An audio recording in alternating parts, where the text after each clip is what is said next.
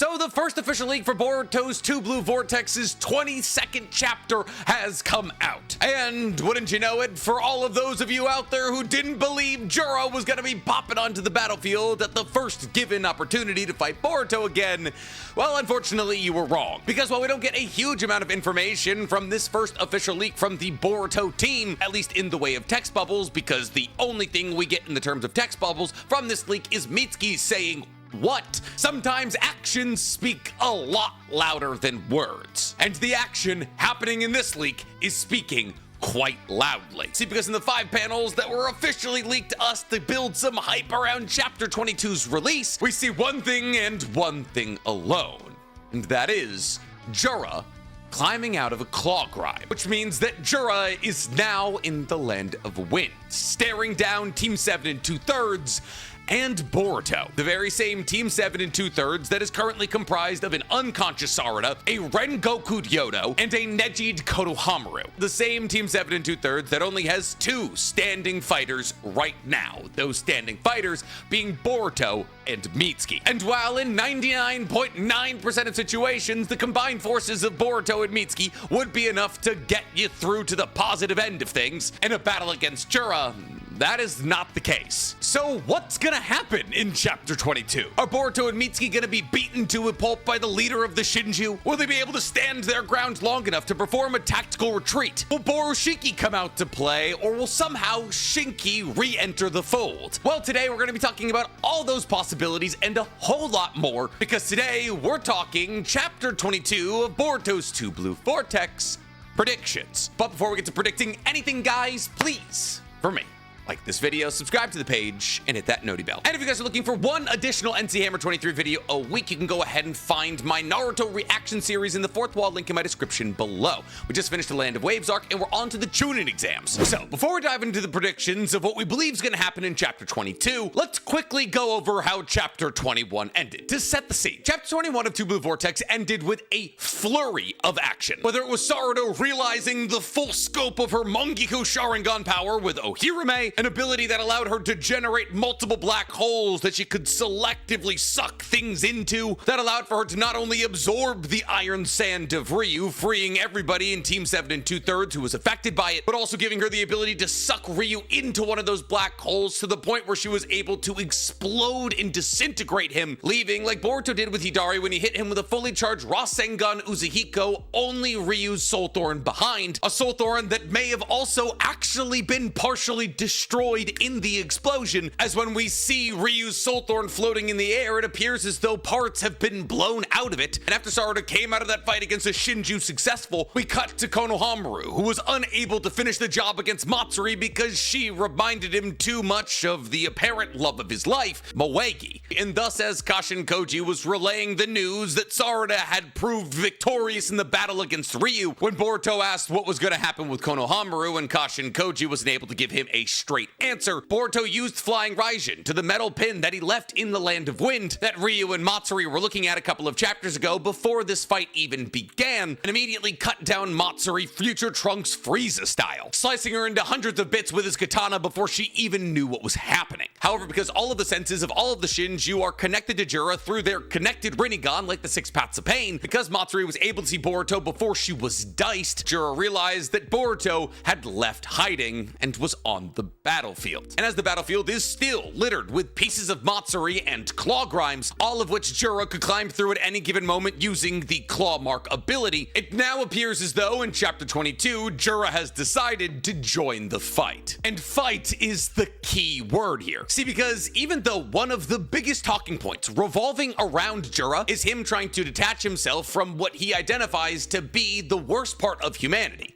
emotion. See, Jura believes that the true secret to becoming the most evolved life form on Earth requires leaning more into your basal instincts as opposed to your emotions. That is to say that Jura believes that the Shinju should be the personification of id, and that the true weakness of humans is their superego. But if Jura believes that the Shinju should be detached from any and all emotion, why is he jumping to the battlefield right now? Well, some people would reckon that he's here for revenge for Matsuri and Ryu's deaths, but that's not the case. See, even though Jura is seen crying when Matsuri is deceived by Konohamaru's attempts to play at her feelings, it's largely believed that the only reason that Jura's crying in that moment is because the senses of all of the Shinju are connected, and Matsuri was crying in that moment. But even if hypothetically Jura was crying because in that moment Matsuri was being deceived and that hurt his feelings, in that very moment, Jura talks about the fact that Matsuri's key weakness in this moment is the fact that she's allowing for Konohamaru to play on her emotions. And thus, if he was to immediately give into the notion of anger and revenge and fly off to the battlefield through the form of a claw mark so that he could enact his revenge on Boruto, that would kind of be him doing the exact thing he just criticized Matsuri for. So why is Jura popping to the battlefield right now? Well, it's not for revenge. See, Jura doesn't care that Boruto just cut down Matsuri,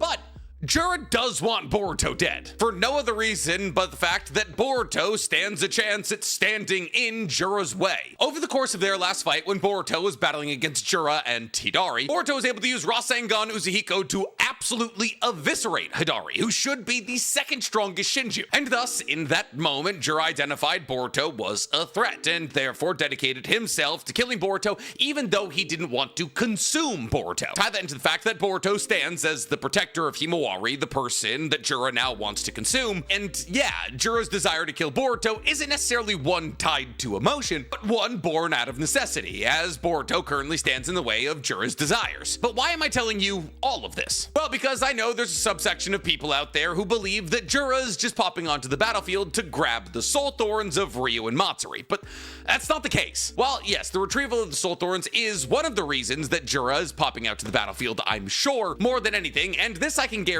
The reason that Jura has popped over to the Land of Wind is to kill Boruto. And thus, with that out of the way, what's gonna happen in Chapter 22? Well, I believe one of three things is gonna happen in Chapter 22. And today, I wanna go over them from least likely to most likely. So, starting up with the least likely possibility of what we're gonna see happen in Chapter 22 is that immediately, in response to seeing Jura on the battlefield, Boruto is going to use Flying Raijin to get all of the members of Team 7 and 2/3 back to his and Kashin Koji's hideout. Now here's the thing. Most of you would probably identify this as the most sensible course of action that Boruto could undergo. It's already been established that it would require the unlimited power of Kawaki and Boruto combined to defeat Jura in combat. And as Kawaki is currently in this little tango with Amado where he's being Bill Cosby'd every time Kawaki says something that Amado doesn't like, I don't necessarily foresee a future where Kawaki's gonna pop onto the battlefield in the Land of Wind and fight alongside Boruto against Jura. It's just too soon in Two Blue Vortex for that to happen. I mean, both the Bug Shinju and Hidari storylines haven't been fleshed out yet, like, at all. We're not getting the final fight literally anytime soon, which means that nobody's gonna die in this upcoming battle between Jura and Boruto. At least neither Boruto or Jura is.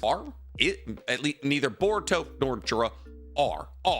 And thus, like I said, if nobody's gonna die in this fated battle between Boruto and Jura, why even really have the battle? I mean, Boruto's got Flying Raijin, an instantaneous teleportation jutsu. And consider the fact that he almost definitely has something in his hideout that he's able to jump to, whether it be a kunai, another sword, or some other pin. If Boruto is able to get his hands on all of the members of Team 7 and 2/3, maybe he'd be able to Flying Raijin them all back to safety. And if that happened, it'd be kind of huge for the story. One, New Gen Team 7 would all be back together as Sarada, Mitsuki, and Boruto would be reunited. And thus, not only would we see the reforming of a team that we really don't get enough of, not only could they all start training with each other, they could all start training with Kashin Koji. See, while we're not entirely sure how much overlap there is between Snake Sage mode and Toad Sage mode, outside of Mitsuki, there is literally only one other perfect sage in existence, and that's Kashin Koji. And while many could absolutely argue that Orochimaru would still be a better person for Mitsuki to train with than Kashin Koji, Orochimaru is very notably not a sage. That's why they made Mitsuki in the first place. And as Kashin Koji is also a clone, a Mitsuki Kashin Koji training arc would actually be really cool to watch. Ties into the fact that Sarada has not stopped talking about Boruto, like basically since Two Blue Vortex started. This tactical retreat back to the hideout would not only be kind of cool for Sarada because it is one of Orochimaru's old abandoned hideouts and Sasuke was probably there back in his rogue ninja days, but it would also give Boruto and Sarada an opportunity to catch up sans Sumire. And as Chapter 21 was literally all about Sarada confronting her feelings, there'd really be no better segue to that chapter than her and Boruto Boruto finally getting to have a conversation. Now, as for what's going on with Yodo and Araya and Konohamaru, I can't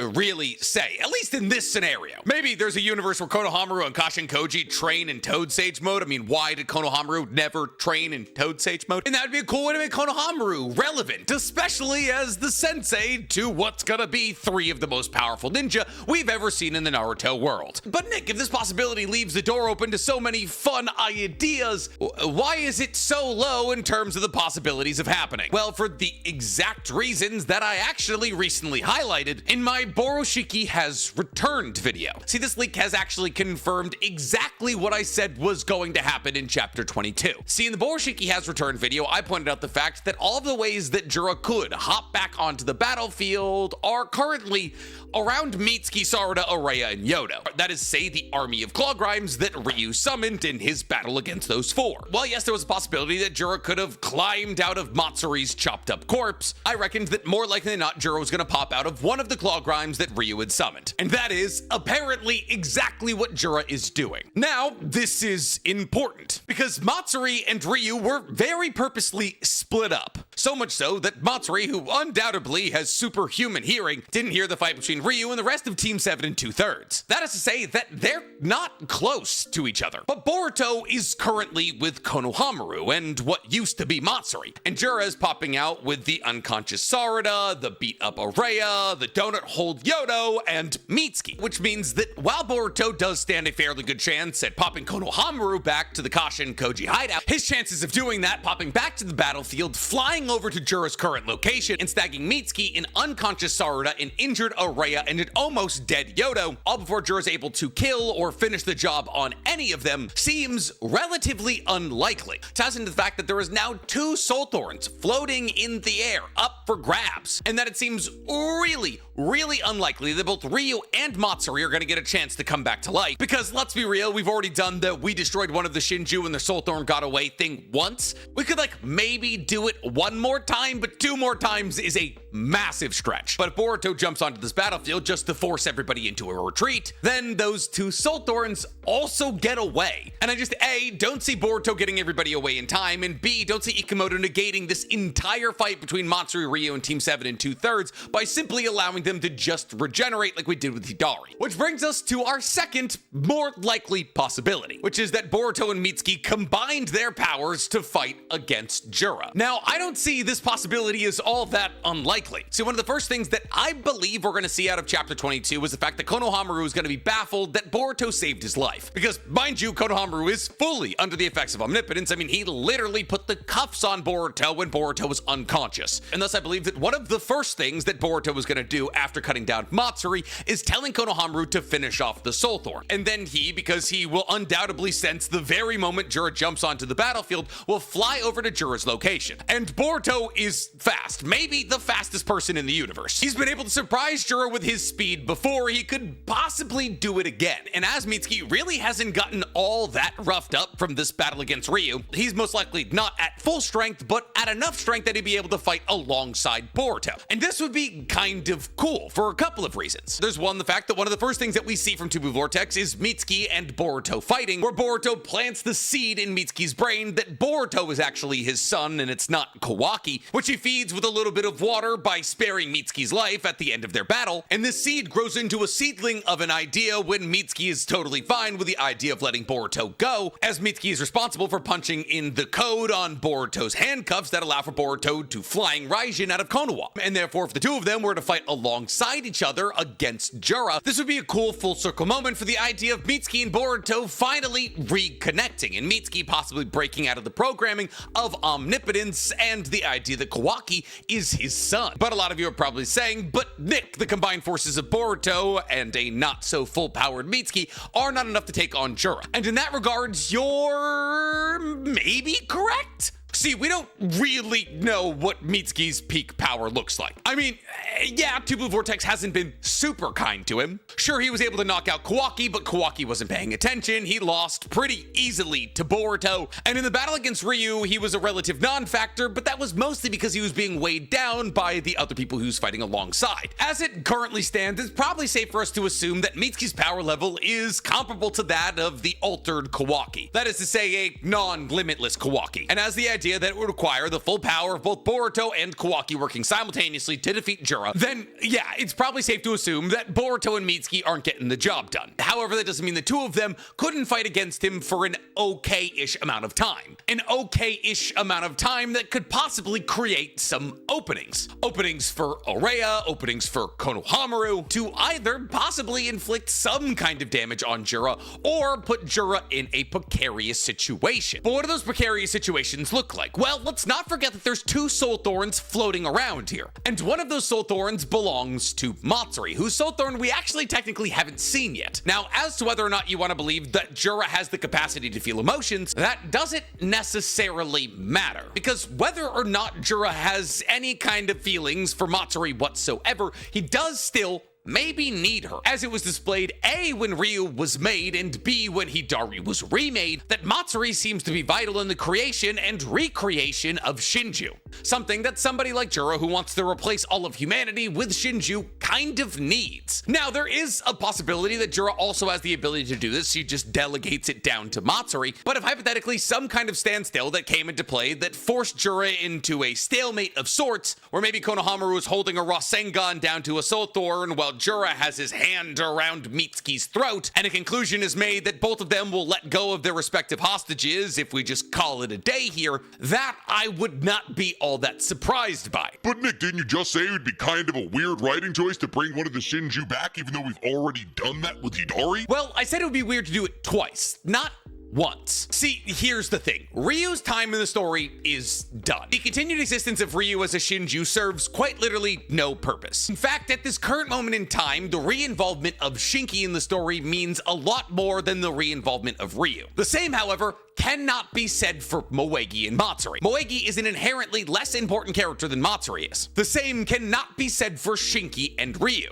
In fact, I would argue that Ryu's only introduced as a character so that we can re-involve Shinki in the story. See, Oreya and Yodo, kind of like Tamari and Kankuro, unfortunately, are not important characters in this story. However, are Gaara for the Boruto generation, Shinki is. Because, like I established in my Borushiki Has Returned video, there's a fair possibility that Shinki is actually gonna come forward as our Yamato for this generation. See, for those of you who haven't watched the Borushiki Has Returned video, basically I speculated the only reason we're really in the Land of Wind right now is so Shinki can be injected into this story as somebody who allows for Boruto to train using his karma marking. See, as it was established about a dozen or so chapters ago in 2 Blue Vortex, Boruto cannot use his karma marking at all. Even if his karma marking begins to synchronize with Kawaki's and manifest on his arm, he has to run away to suppress that power. Because 2 years ago, when Sasuke and Tim were battling against Code in an army of claw grimes, when Boruto went to manifest his karma marking to battle against Code, he felt as though Momoshiki was taking over his body. And thus for the last 2 years, he's been fighting without his karma marking. But we know from chapter 1 and episode 1 of this story, eventually he gets it back. Being able to use his karma marking and not fear that Momoshiki is going to take over his body would most likely require training. In the same way that in the beginning of Naruto Shippuden, every time Naruto tapped into Kurama's chakra, Kurama took him over, and he hurt people close to him like Jiraiya and Sakura. However, by the end of the story, he was able to use Kurama's chakra, and who made that a possibility? Yamato. But Boruto doesn't have a Yamato, somebody who can suppress the power of the demon inside of him to allow him to use that power without fear that he's going to hurt those around him. However, it was just established that Shinki is able to use sealing jutsu so incredibly complete to seal away Gaara that not only was he able to put Gaara in some form of stasis, but also the only person who stood a legitimate chance at breaking Gaara out of said iron sand coffin was Ryu, who also controls iron sand because he's derived from Shinki, which means incredibly powerful people like Jura, Hidari, and Matsuri probably wouldn't be able to break this seal. And thus, somebody like Borushiki also probably wouldn't be able to break this seal. And thus, I do believe that Ryu and Shinki are being injected into the story so they can go alongside with Boruto in his journeys and help Boruto train using Momoshiki's power. And all this is to say that Ryu is not coming back to life. But all this talk of the idea of Shinki being Boruto's Yamato brings me to what I identify is the most likely scenario of what's going to happen in chapter 22, 22, which is that Boruto and Mitsuki are going to fight against Jura, but the fight isn't gonna go well for them. But fortunately, Araya, who, mind you, is Shinki's best friend and wants for Shinki to be back more than anything, is going to get Ryu's Soul Thorn and return Ryu's Soul Thorn to Shinki's tree. At which point we'll see the first ever person released from a divine tree with what I believe is going to be a pretty substantial chakra boost of some kind. See, because not only has Shinki been bathing in Ten Tails chakra through the divine tree connection for a couple of days or weeks, actually not entirely sure how long it's been happening, but also if the process does require returning this Soul Thorn to the tree and not just destroying it, in some ways Shinki is going to be fused with Ryu, who, mind you, is one of the most powerful entities we've ever seen in Boruto. And thus I believe that chapter 22 is actually gonna set the precedent that those who are caught up in divine trees are actually brought back stronger when they're released, which obviously leaves the door open for Sasuke re-entering the story as a very powerful character. Now, this is important because immediately after being released, Shinki will have a role to play, and that role will include one of two things: either releasing Gaara from the Iron Sand Tomb and allowing for Gaara to also be involved in this fight, and B, or two, I don't remember if I said one or A, sealing away the unleashed Boroshiki. See, because we've all been nervous about the idea of Momoshiki's involvement in Two Blue Vortex. It's now been 21 chapters that Momoshiki has been completely radio silent on Boruto, with the only information that we've been given being that Boruto's terrified of the idea of Momoshiki taking over his body and thus he doesn't use his karma marking. However, when Boruto is backed into a corner where he has to defend Mitsuki, Sarada, Yodo, and Konohamaru all kind of by himself, as the only person who even slightly belongs in a fight with Jura, there's a possibility that Boruto gives in to the moment and uses his karma marking in a desperate plea to kill Jura. Very similarly to how Naruto gave into his hatred when he came face to face with Orochimaru and manifested a four-tailed cloak that not only injured Sakura, but also forced Orochimaru to retreat. Who stopped Naruto in this moment of blind rage? Yamato. See, not only does a sequence of events set up an important role in the story for Shinki, but it also creates a stalemate between Boruto and Jura, while also eliminating Ryu and possibly Matsuri as threats. If you want more info on that theory, go back and watch my Boroshiki has returned theory, because trust me, there is a fair amount of evidence to back up this idea. But I'm curious to hear from you guys. What do you believe is going to happen in chapter 22 of Two Blue Vortex? Let me know in the comments below, and while you guys are down there, please, for me, like this video, subscribe to the channel, and hit that noti bell. Listen, I'm just hoping that Mitsuki finally gets a little bit of respect put on his name.